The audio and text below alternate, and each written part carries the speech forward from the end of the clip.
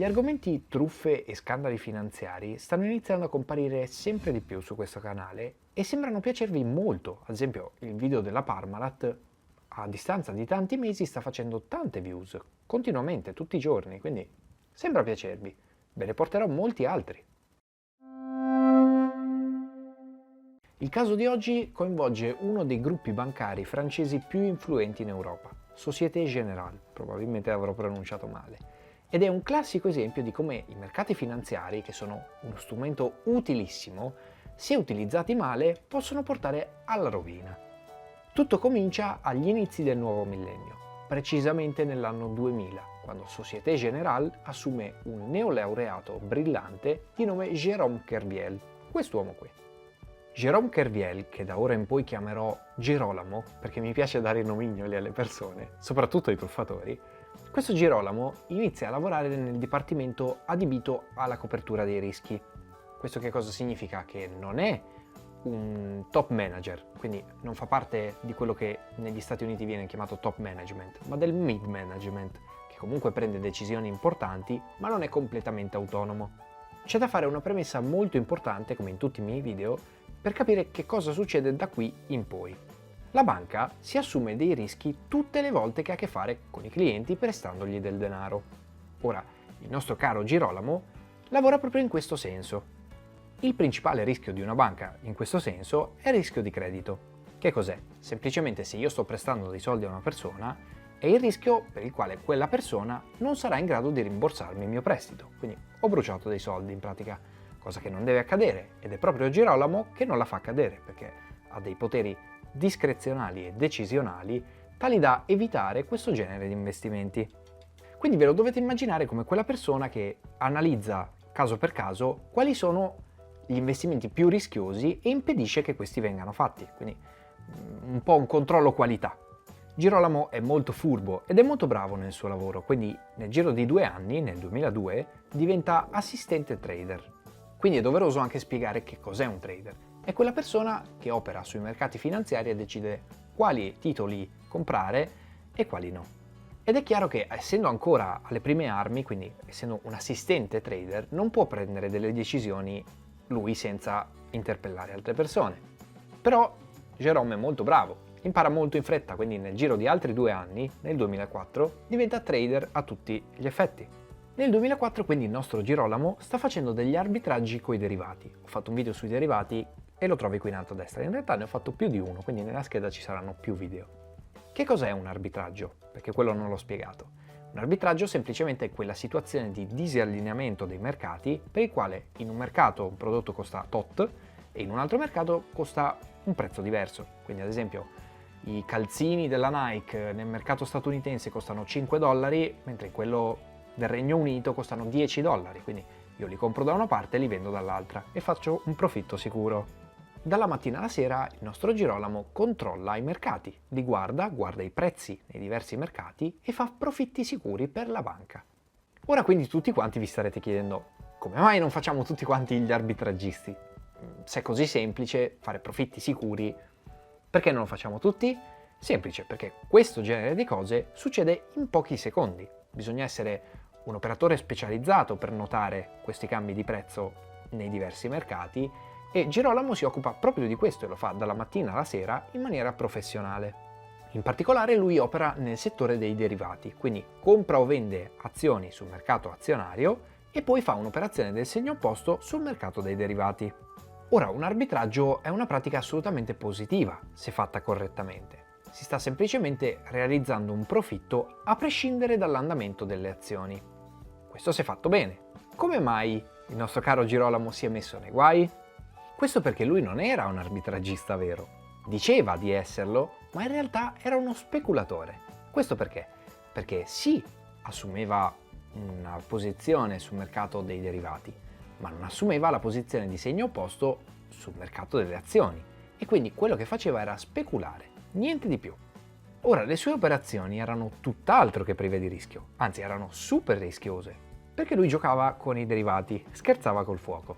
I derivati hanno una spettacolare proprietà che è quella di comprarli oggi, ma pagarli a scadenza. Questo che cosa significa? Che io sto comprando qualcosa oggi, ma non ti sto dando i soldi oggi. I soldi te li darò in un secondo momento. Girolamo però è una persona molto furba, ha studiato bene i mercati finanziari e nel 2006 ha accumulato abbastanza esperienza da fare un profitto per la banca di 26 milioni di dollari. Grazie a questa speculazione mascherata da arbitraggio, le cose iniziavano ad essere leggermente sospette. Verso la fine del 2006 arrivavano le prime segnalazioni che c'era qualcosa di strano, perché questi profitti erano realmente eccessivi e profitti eccessivi significano rischi eccessivi. Girolamo però è una volpe, fa rientrare tutti quanti questi campanelli di allarme e continua il suo gioco della roulette russa. Come mai fa questo? Per il semplice motivo che è una persona abbastanza avida. Chiunque probabilmente nella sua situazione sarebbe ingolosito dai bonus extra che gli dà la banca per realizzare dei profitti così alti. Pensate che nel 2006 solo di bonus ha ricevuto 60.000 euro. E la cosa imbarazzante è che nel 2017, solo un anno dopo, ha ricevuto 300.000 euro di bonus. E lui pretendeva di avere il doppio l'anno successivo. E questa fame di ricchezza, lo ha portato alla rovina. Esattamente come nella roulette russa, più volte premi il grilletto, più sono le probabilità che il prossimo ti ammazzi, allo stesso modo Jérôme continuava a prendersi sempre più rischi e questi rischi dopo un po' hanno portato a una perdita disastrosa. Se non ricordate la storia della Parmalat, ve la lascio qui in alto sempre nelle schede. In quel caso ci sono voluti decenni prima di smascherare questa truffa. In questo caso invece ci è voluto un solo anno. Già nel 2017 tutto è andato a quel paese. Nel 2008 vennero resi pubblici i dati del 2007 e Société Générale a quel punto aveva fatto un utile di 800 milioni di dollari. State pensando che siano tanti? Per le mie tasche sì, per Société Générale no. Questo perché? Perché nel 2006 avevano fatto un utile di 5 miliardi di dollari. Da 5 miliardi a 800 milioni qualcosa è andato storto e subito sono andate a guardare di chi potesse essere la colpa. E indovinate di chi era? Ovviamente del nostro Girolamo. Da solo, con la sua speculazione, aveva procurato una perdita di 4,9 miliardi di dollari. È assolutamente imbarazzante. Questo è il rischio dei mercati finanziari. Come vi ho già detto anche nel video della crisi del 29, i mercati finanziari sono una cosa seria e vanno approcciati studiando. Non ci si può andare a caso. E anche dopo aver studiato molto, ci sono operatori che commettono evidentemente degli sbagli, assumendosi dei rischi esagerati, come in questo caso. Attenzione però a non pensare che i mercati finanziari siano il male assoluto. Assolutamente non lo sono. Sono strumenti molto utili, però bisogna usarli con un senso di responsabilità e anche con della consapevolezza. Perché se si assumono dei rischi troppo elevati, bisogna essere consapevoli che si perdono tanti soldi. 4,9 miliardi, ma vi rendete conto? Scusa per l'interruzione, prometto che ci metterò poco. Nella descrizione di questo video ci sono link utili sia per le fonti che per i miei social. Ricordati anche di mettere un mi piace perché altrimenti non capisco se ti piacciono i miei video. Detto questo, buon video! Non è solo l'azienda principale ad averci rimesso. Dietro l'azienda principale ci sono tantissimi piccoli azionisti che perdono soldi così. Inutile dire che in sede penale per questa frode il nostro caro Girolamo si è fatto 5 anni di prigione. La sua figura però è stata rivalutata dal Tribunale di Parigi, che ha ordinato a Société Générale di pagargli 450.000 euro. E ora vediamo il perché. Effettivamente questo licenziamento è avvenuto in condizioni vessatorie e senza una grave colpa. Attenzione, calma, non vi scaldate troppo. Cosa significa senza una grave colpa?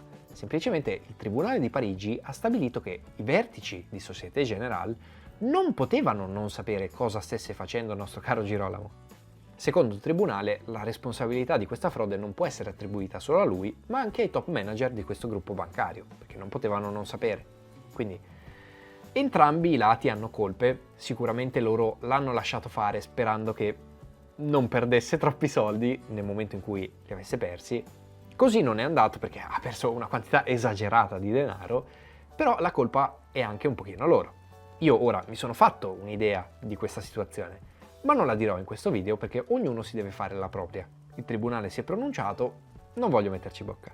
Prima di chiudere con la citazione economica, vi invito a iscrivervi e a lasciare qui sotto un commento se vi piace questo genere di video nel quale vi spiego la storia di un truffatore e magari lo prendo anche un po' in giro chiamando Girolamo al posto di Jérôme Kerviel.